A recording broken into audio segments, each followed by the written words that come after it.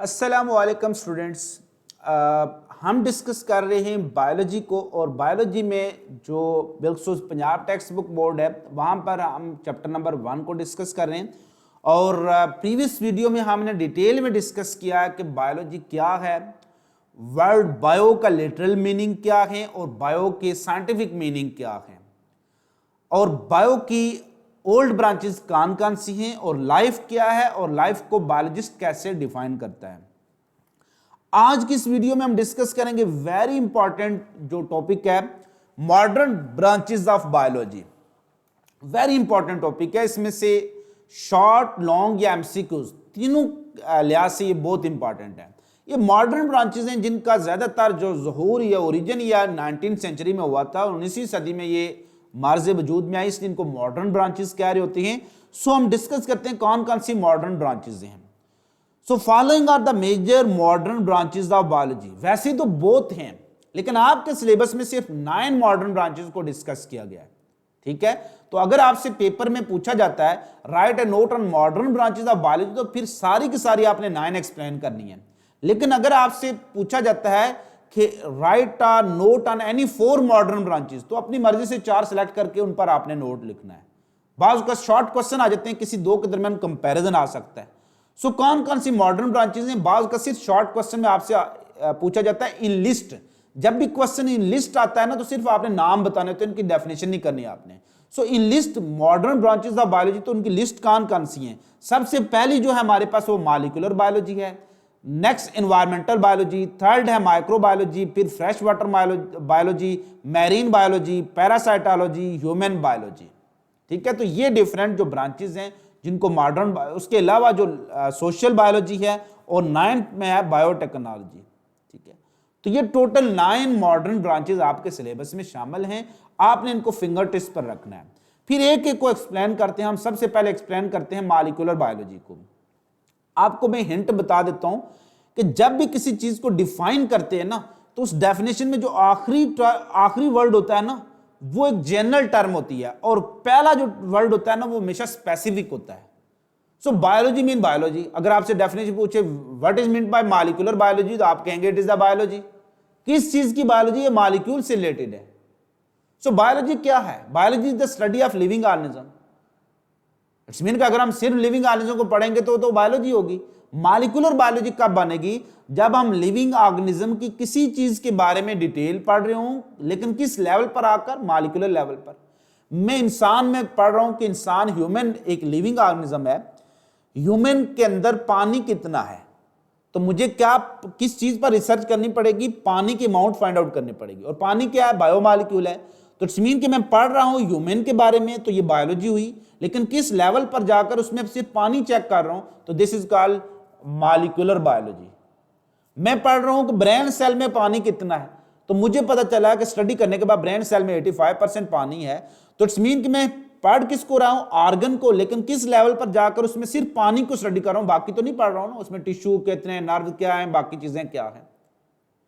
तो मैं देख रहा हूं कि क्लोरोप्लास्ट में कितना पानी मौजूद है, तो क्लोरोप्लास्ट एक ऑर्गेनेलिज है। इसलिए जब भी हम बात करते हैं कि deal with structure of organism, the cell and their organelles, हम किसी भी ऑर्गेनिज्म के स्ट्रक्चर को पढ़ेंगे, उसके सेल्स को पढ़ेंगे या ऑर्गेनेलिज को पढ़ेंगे, लेकिन किस लेवल पर जाकर? मॉलिक्यूलर लेवल पर।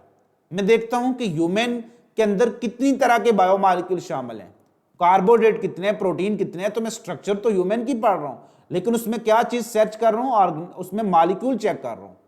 मैं उनकी सेल्स के बारे में पढ़ रहा हूं। ब्रेन सेल में देखता हूं कि कार्बोहाइड्रेट कितने हैं, लिपिड कितने हैं, प्रोटीन कितनी है। तो मैं पढ़ किसके बारे में रहा हूं? सेल के बारे में, लेकिन किस लेवल पर जाकर? वाटर लेवल, यानी उसके टिश्यू जो मॉलिक्यूलर लेवल पर पढ़ रहा हूं। तो इसमें हम ज्यादा मॉलिक्यूलर लेवल को डिस्कस करेंगे। तो study of which level of biological organization, हम मॉलिक्यूलर लेवल को स्टडी करेंगे इसमें। Next environmental biology. नाम से जाहिर है कि किसी भी ऑर्गेनिज्म का अपनी सराउंडिंग के साथ कोई ना कोई ताल्लुक होता है ना, तो deal with the study of organism in relation with environment. तो ये इकोलॉजी की मॉडर्न ब्रांचेस है। सो एनवायरमेंटल बायोलॉजी में हम ज्यादातर उन कामों को डिस्कस करेंगे जिनका ताल्लुक ह्यूमन एक्टिविटी से होगा। जैसे ये पानी गंदा हुआ, किस वजह से? ह्यूमन की वजह से गंदा हुआ, इंसान इसको साफ करेगा, सो ये एनवायरमेंटल बायोलॉजी होगी।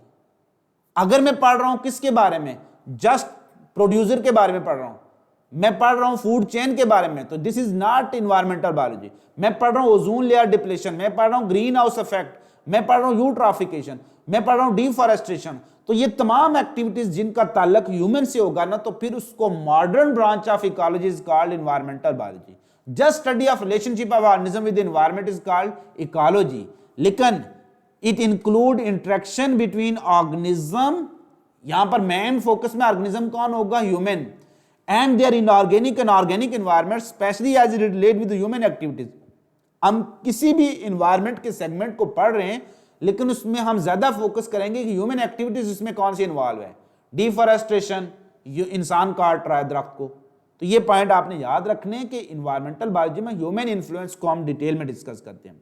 Microbiology, anything that is less than 0.1 millimetre is referred as micro. चूंकि हमारी आंख की रेजोल्यूशन पावर इज 0.1 मिलीमीटर है, हमारी आंख किसी ऐसी चीज को देख नहीं सकती जिसका साइज 0.1 मिलीमीटर से कम हो, लेस देन 0.1 मिलीमीटर से क्या वो लेस है, तो ऐसे इंडिविजुअल को क्या कहेंगे, माइक्रो। और उसकी स्टडी के लिए जो इंस्ट्रूमेंट यूज करेंगे उसको कहेंगे माइक्रोस्कोप। और ऐसे माइक्रो, ऐसा ऑर्गेनिज्म अगर वो माइक्रो है तो उसको माइक्रोस्कोपिक ऑर्गेनिज्म, और अगर कोई ऑब्जेक्ट माइक्रो है तो उसको माइक्रोस्कोपिक ऑब्जेक्ट कहेंगे। So study of micro organism is called as microbiology. Microbiology की 3 बड़ी सब डिसिप्लिन या ब्रांचेस हैं। अगर हम इसमें वायरस की स्टडी करेंगे तो उसको कहेंगे वायरोलॉजी, और अगर हम इस बैक्टीरिया की स्टडी करेंगे तो उसको कहेंगे बैक्टीरियोलॉजी, और अगर हम इसमें फंगस की स्टडी करेंगे तो उसको क्या कहेंगे, माइकोलॉजी। तो all these are the sub branches of this, जिसको हम माइक्रोबायोलॉजी कह रहे होते हैं। तो any organism that is less than 0.1 millimetre is referred as micro organism, और अगर वो ऑब्जेक्ट है तो उसको माइक्रो ऑब्जेक्ट कहेंगे। और माइक्रोबायोलॉजी की सब डिवाइड इनटू वायरोलॉजी, बैक्टीरियोलॉजी और माइकोलॉजी। तो ये पॉइंट याद रखना, अगर आपसे क्वेश्चन पूछा जाए ना कि study of bacteria is called, तो करेक्ट आंसर क्या होगा, बैक्टीरियोलॉजी। अगर बैक्टीरियोलॉजी ऑप्शन में मौजूद नहीं है तो फिर आप क्या कहेंगे, माइक्रोबायोलॉजी को प्रेफर करेंगे। तो यहां पर बच्चे गलती करते हैं। उन्होंने पढ़ा होता है कि हमने सर बुक में पढ़ा हुआ है कि स्टडी ऑफ, हमने बुक में लिखा हुआ है कि study of bacteria, fungus and protozoan, इसको हम क्या कहेंगे, माइक्रोबायोलॉजी। तो स्टडी ऑफ बैक्टीरिया, बैक्टीरियोलॉजी तो गलत हो जाएगा। नहीं, ऐसा नहीं है। Study of virus is called virology, क्योंकि वायरोलॉजी क्या स्पेसिफिक ब्रांच है माइक्रोबायोलॉजी की। अगर वायरोलॉजी का ऑप्शन नहीं है तो फिर जनरल आंसर करते हैं माइक्रोबायोलॉजी। नेक्स्ट है फ्रेश वाटर बायोलॉजी। याद रखना, पानी 2 तरह का है, वेरी इंपॉर्टेंट। पानी 2 तरह का है, और इससे भी बैक पर चले जाते हैं। ये मैं इससे भी मजीद बेसिक कंसेप्ट आपको बता देता हूं। इससे भी बेसिक कुछ कंसेप्ट हैं वो आपके साथ शेयर कर लेता हूं। वो कौन कौन से कंसेप्ट है। नंबर 1, बेटा ये जो अर्थ है ना, इसके 2 बड़े इन्वायरमेंट हैं, 2 बड़े पार्ट हैं। एक वो हिस्सा जिसमें पानी नहीं है उसको लैंड या टेरेस्ट्रियल पार्ट कहते हैं। जहां पर पानी नहीं है, खुश्की वाला हिस्सा, उसको लैंड, या उसके लिए वर्ड क्या यूज करेंगे, टेरेस्ट्रियल पार्ट। और एक वो जहां पर पानी होगा इसको क्या कहेंगे, एक्वेटिक पार्ट। पानी गिर रहा है मेरे ऊपर, ठीक है। तो जहां पर पानी होगा उसको क्या कहेंगे, एक्वेटिक पार्ट। क्लियर हो गया। एक्वेटिक में पानी 2 तरह का होता है। एक वो पानी जिसके अंदर क्या होता है, बहुत ज्यादा नमक होता है, हाइपरटोनिक होता है, उसको कहते हैं मैरीन वाटर। और मैरीन के अलावा जो भी पानी है उसको क्या कहेंगे, फ्रेश वाटर। तो मैरीन वाटर ज्यादा होता है 70%। तो समुद्रों का पानी, हम कहते हैं कराची में पानी पानी है, लेकिन पानी नहीं है, क्योंकि उस पानी में नमक बहुत ज्यादा है, और इतने ज्यादा नमक वाले पानी से कुछ किया नहीं जा सकता, नहाया नहीं जा सकता, कपड़े नहीं धोए जा सकते। सो पानी का एनवायरनमेंट क्या 2 तरह का है। अगर हम सीज और ओशन की स्टडी करेंगे तो वो क्या होगी, मैरीन के अंदर आएगी। और अगर हम फ्रेश वाटर, समुद्रों के अलावा जो भी पानी होगा उसको क्या कहेंगे, फ्रेश वाटर। तो फ्रेश वाटर बायोलॉजी क्या होगी, it deal with the study of life. Biology का क्या मतलब है, स्टडी ऑफ लिविंग ऑर्गेनिज्म। किसके अंदर, इन फ्रेश वाटर। तो study of living organism present in fresh water is called fresh water biology. तो इसमें हम सिर्फ लिविंग ऑर्गेनिज्म को स्टडी नहीं करेंगे, बल्कि साथ physical and chemical parameter of fresh water bodies भी पढ़ेंगे। फिजिकल पैरामीटर क्या मतलब, फिजिकल पैरामीटर मतलब वो दरिया है अगर तो कितना गहरा है, कितना चौड़ा है, उसका टेम्परेचर कितना है, ये फिजिकल पैरामीटर है। लेकिन केमिकल पैरामीटर क्या है, उसमें ऑक्सीजन कितनी है, जिसको हम कहेंगे डिजॉल्व्ड ऑक्सीजन, उसकी बायोलॉजिकल ऑक्सीजन डिमांड कितनी है, केमिकल ऑक्सीजन डिमांड कितनी है, उसमें न्यूट्रिएंट्स कितने हैं, ये होगी केमिकल पैरामीटर। तो हम फ्रेश वाटर बायोलॉजी में फ्रेश वाटर ऑर्गेनिज्म को भी पढ़ते हैं, अलॉन्ग विद इसके साथ साथ क्या पढ़ते हैं, physical and chemical parameter of fresh water body. बिल्कुल यही कंसेप्ट यूज होगा मैरीन बायोलॉजी, समुद्र, सीज एंड ओशन।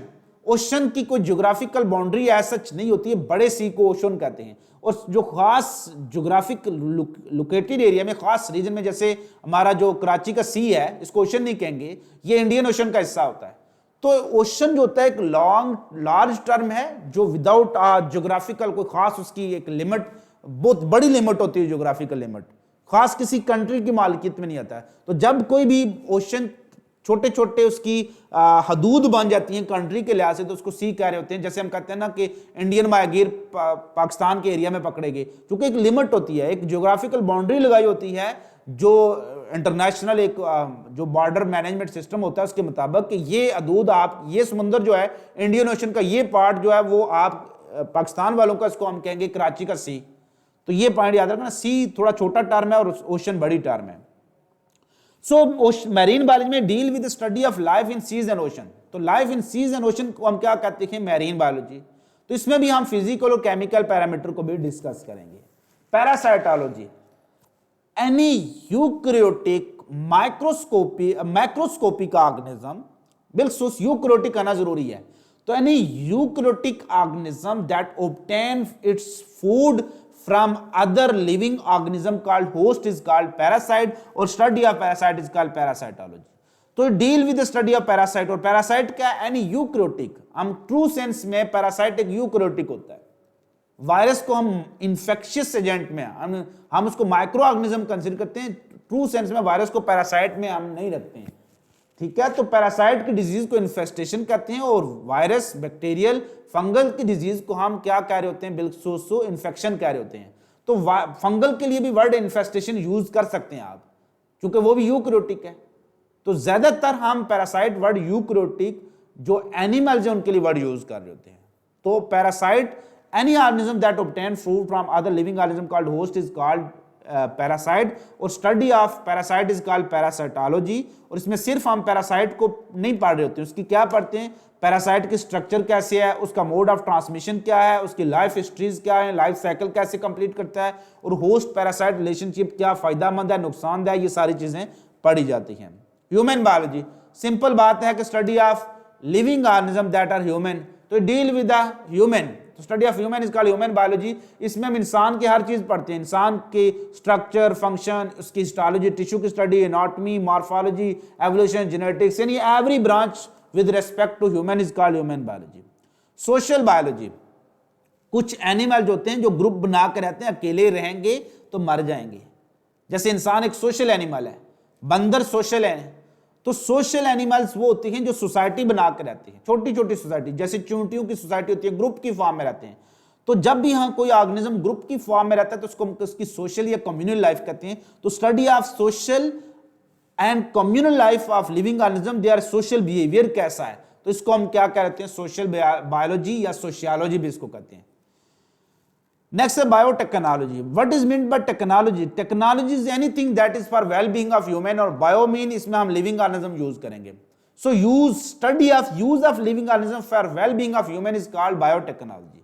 तो इसमें हम लिविंग ऑर्गेनिज्म को मैन्युफैक्चरिंग, बनाने वाली इंडस्ट्रीज में यूज करेंगे, जैसे दूध से दही बना रहे हैं, इसी तरह से हम इंसुलिन हासिल कर रहे हैं बैक्टीरिया से।